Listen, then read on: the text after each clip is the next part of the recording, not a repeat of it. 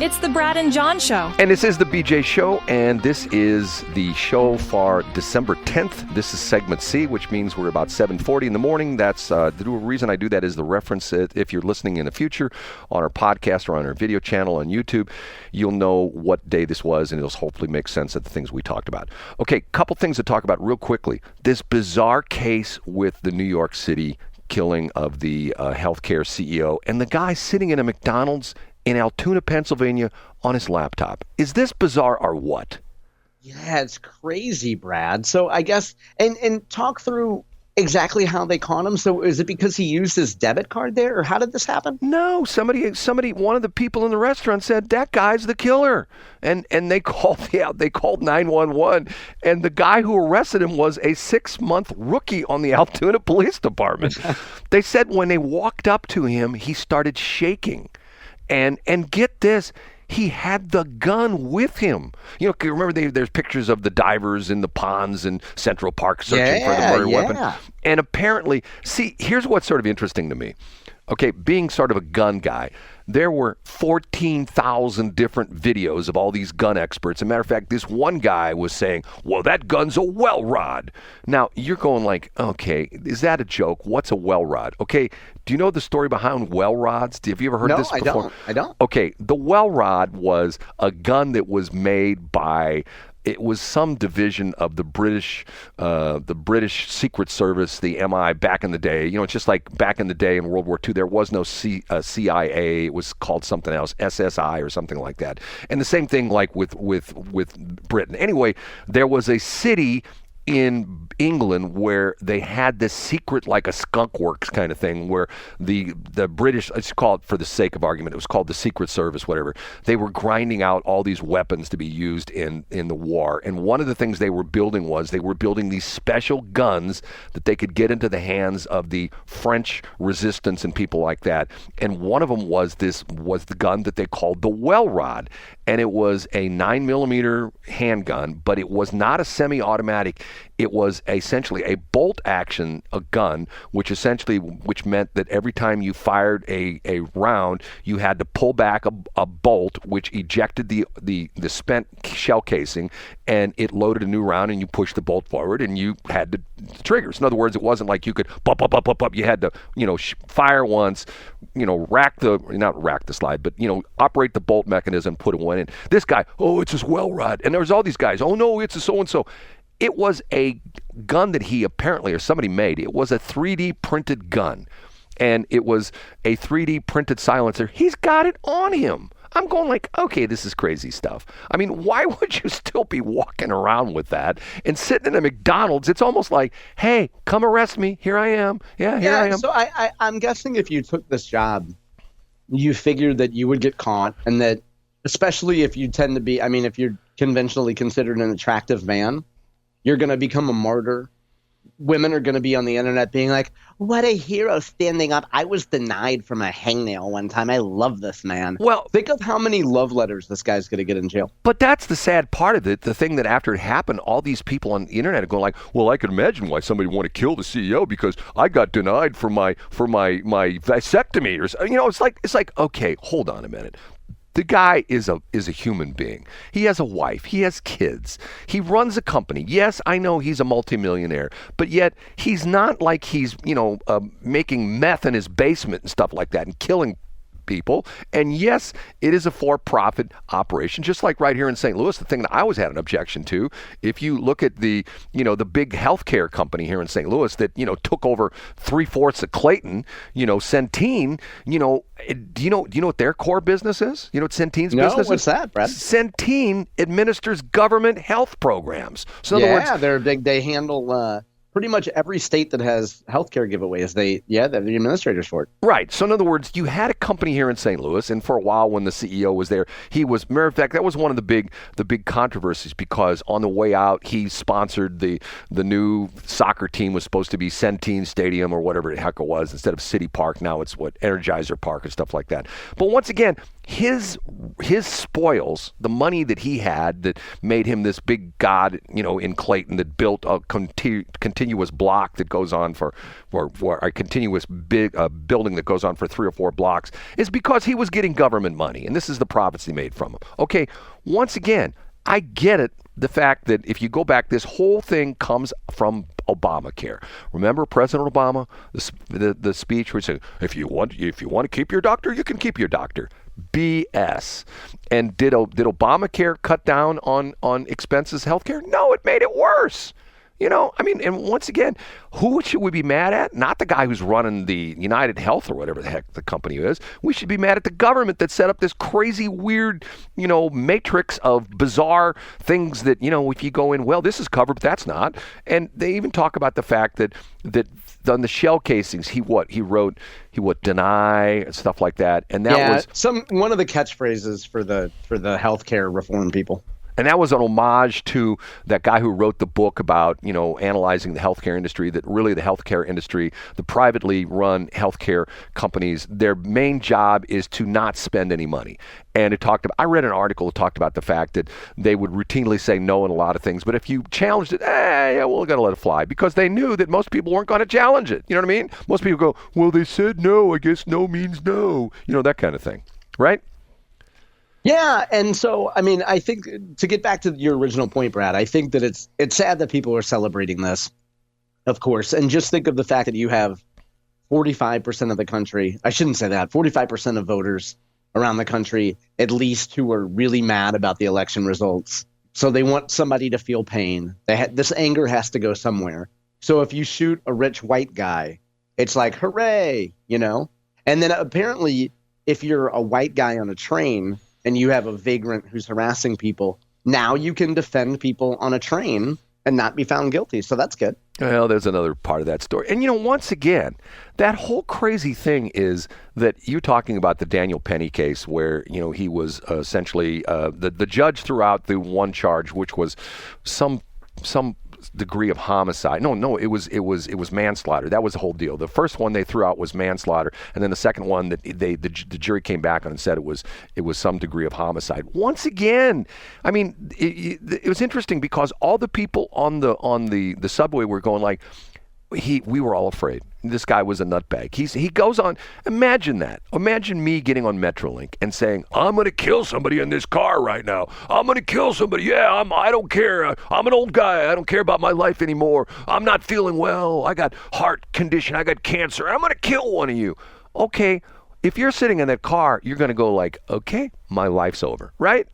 Because... Yeah. Well, first of all, if you're riding Metrolink voluntarily, your life's probably not a good place. Okay, next thing.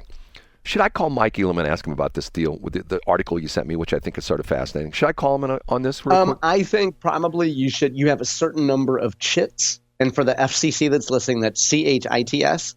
I think that annoying Mike Elam about a parks thing at 7:50 in the morning probably doesn't rank. I would go to him for a little advice about Westplex Chamber and things of consequence. I wouldn't annoy him at 7:50. But Brad, you're in charge of your own relationships. Okay, but would I dare talk to him about things as important as the family arena and things like that? You say no, then? Oh, right? Yeah, for sure. Call him. Okay. The article that John sends me, this is interesting. This is out of the Post-Dispatch. Was this yesterday's Post-Dispatch? I believe it was today, yeah. Oh, today's Post-Dispatch. St. Charles County may tap parks tax, that's a tough one, to remedy budget squeeze. And it says 30 years ago, St. Charles County voted to create a special tax, a sales tax on online purchases, and earmarked that money exclusively for the county park system. See, here we go once again. Don't ever believe when a governmental agency says, well, this tax is going to be exclusively for this. It's like Social Security. Your money goes into Social Security, but there's no Social Security fund. It's just general revenue for the United States government, right? There's no. That's right. Remember the term which was big for a while? Lockbox. We're going to create. Lockbox. It was in a lockbox. Right. We're going to create a Social Security lockbox. And that never happened. Okay. The problem, according to some in the county, is that the county budget has been squeezed in recent years. Now, here's the one that blows me away. Are you ready for this line? I'm ready. I got it in front of me. Expenses are increasing, especially staff salaries, which have risen by almost 50% over the past 5 years. John, Do you have a problem with that? No, I think it should. I think that's criminally it's criminally underpaid, Brad. And I love the next line, which is county officials plan on boosting them another 6% this year. Brad, that's hardly cost of living.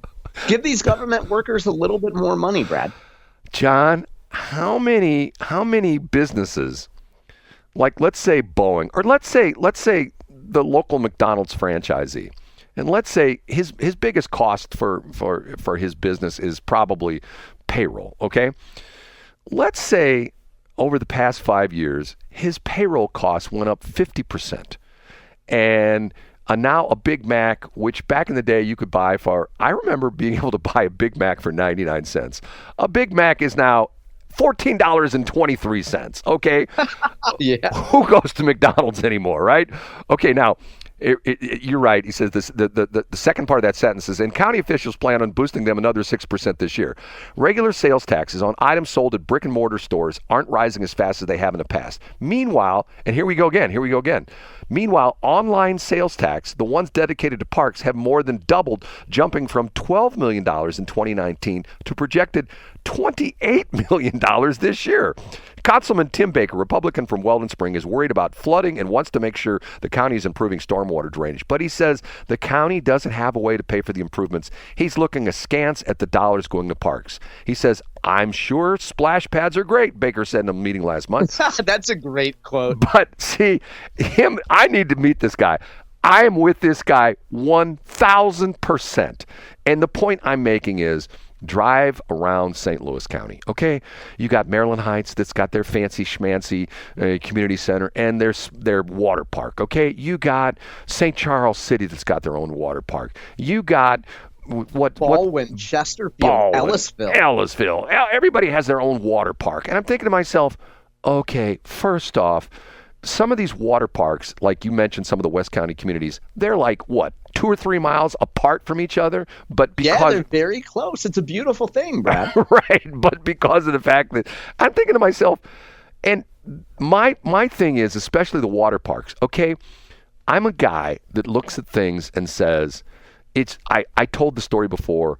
When I was a young guy getting the radio business, I worked a lot of night shifts. It's the old KSLQ. We're on the 3rd floor there at the 111 South Beamiston building, which is now the county jail. Building's gone. And I used to look out at night and see all these beautiful buildings in downtown. We had a great window studio, beautiful buildings in downtown Clayton that were all empty because they're office buildings. And they use them Monday through Friday, essentially from 8 to 5. And I thought to myself, what a waste of space. Essentially they're tremendously underutilized. If you figure on the fact that they're closed on the weekends and they're closed on holidays, maybe 25% usage rate if you look at 24/7. Okay, let's take water parks. We're not in Florida. We're not where you can open your pool and leave it open year-round. Typically, most of the water parks in the St. Louis area open on Memorial Day? Yep, that's right. And now most of them close before even Labor Day because of the fact, the reason for this, John? Yeah, I'm well aware because they can't find people to work. So they're closed. So they're open only on Saturdays and Sundays. Because of the fact that the kids go back to school so darn early. It's not like the old days, at least when you and I went to school. For me, our last day of school was a couple days after Memorial Day. We didn't go back until the Tuesday after Labor Day. That was the way it worked. Exactly right, Brad. So we had a full 3 months off. And that way, if you had a part-time job working at Six Flags and stuff like that, you could work the entire summer season because of the fact that you were off school and you could work 7 days a week at Six Flags if you wanted to. So this guy is talking to me, and I'm thinking to myself, why am I the only guy that feels this way? And if I talk to somebody about this, well, my kids love that water park. Yeah, they love the water park, but it's only open 2.5 months out of the year. Why are you, I drive by the one there on Mugie Road, that's, the one that's right next, it's in St. Charles. Is it Wapelhorst? Yes. I go thinking to myself, you drive by it right now, it's closed. You drive by the one on 270 right there in Maryland Heights, it's closed. Okay, and once again, this whole crazy thing and Shelley and I used to get in big arguments over this. People would say and Steve Ellman, I like the guy, I don't agree with him on this. He says, well, we have to have a good park system. Why? Why do we have to have a good park system? Well, that attracts people. Okay. It's like, for example, where I lived in unincorporated, when I'm bringing up my kids, I lived in unincorporated St. Charles County. And at one point in time, Mayor Brown was trying to annex where I lived, and we didn't want to be annexed. And he would say to us, he would literally come around the subdivision and says, well, if you are in St. Peter's, you can use our parks. And I think to myself, dude, I already use your parks, and I don't pay for them, because of the fact that... Yeah. So in other words, you liked having parks within driving distance if you wanted to go there, but you didn't necessarily want to pay for them. But I would sit there in those parks with my kids, and I'm thinking to myself, what a waste. I don't mean to sound like anti-kid or anything like that, but here's tax money that goes, and once again, it's not being fully utilized. And why can't all the municipalities in St. Charles, in St. Louis County, Baldwin and all these ones say, hey, let's come together and have our own, 10 community water park? No, because they all have to say, oh, we live in Baldwin and we have the world's best water park. No, we live in Chesterfield. We have the world's best water park. We've got a lazy river at our water park. That's the big one of the big controversies, Chesterfield right now. Do you know this story? Oh, I don't know. What is it? The water park and the swimming pool there, I think it's called Lydia Lane. It's the CAC. It's the Chesterfield Aquatic Center. Yeah. Right. Okay. It's like, quote, unquote, end of life cycle. I thought maybe you and I have talked about this, but maybe we haven't. Yeah. So, and particularly the lazy river, which has been around, I believe it was built in 97, if I recall. Right. And they're essentially saying, oh, the maintenance on it has gotten so high, we can't repair it anymore. We're just going to have to completely tear it apart and start over again. Okay. Why don't you tear it apart and sell it to a developer to put houses on it? Because right down the street, there's houses being built for $3 and $4 million. Put that in your tax rolls. You know what I mean? Because of the fact that instead of being quote unquote Chesterfield property, and which doesn't pay taxes, if you sell it to a private developer and he puts $1 million condos on it, guess who benefits? The city and the county, right? Yeah, I think that there's probably, Brad, you don't have the perspective of, I don't know, a man raising children in Chesterfield who uses the water park every summer. But John, I don't know. If you're 89 years old and you're in the sunset of your life, you probably think, why is Chesterfield spending money on this? John, do you have a car? I do have a car. Does it drive more than about 10 miles at a time?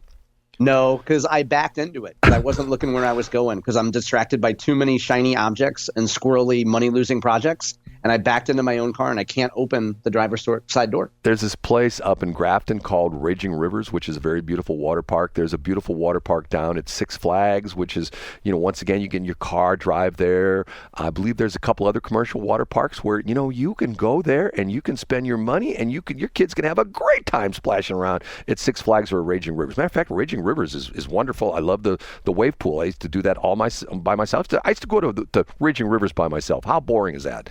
And once again, I don't know. I think I would pick other words besides boring, but yeah, go ahead.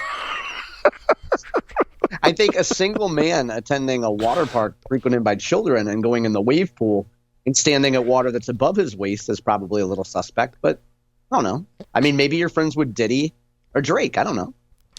John, I'm telling you, I've got the remote start in my car. I got it in the garage right now. I'm going to hit that remote start right now. I'm going to go out in my garage and I'm going to breathe in that fresh As regular listeners know, and people who read Instagram know, anytime, if I go a week, Brad, where I am consistently giving you compliments and praising you, you brush them off and don't acknowledge them. But then when I insult you, Brad, you always acknowledge the insult. So what does that say about your approach to friends and foes when you remember anecdotes from a Diane Jones, but you wouldn't remember a compliment that someone gave you? You would remember a perceived slight from, someone in your past, but you wouldn't remember the people that heap praise upon you all the time. So in order to get Brad's attention, I have to insult you, because if I compliment you, you just brush it off. But you know what you didn't bring up, which you should have this morning, because there's an angle of the St. Charles County thing.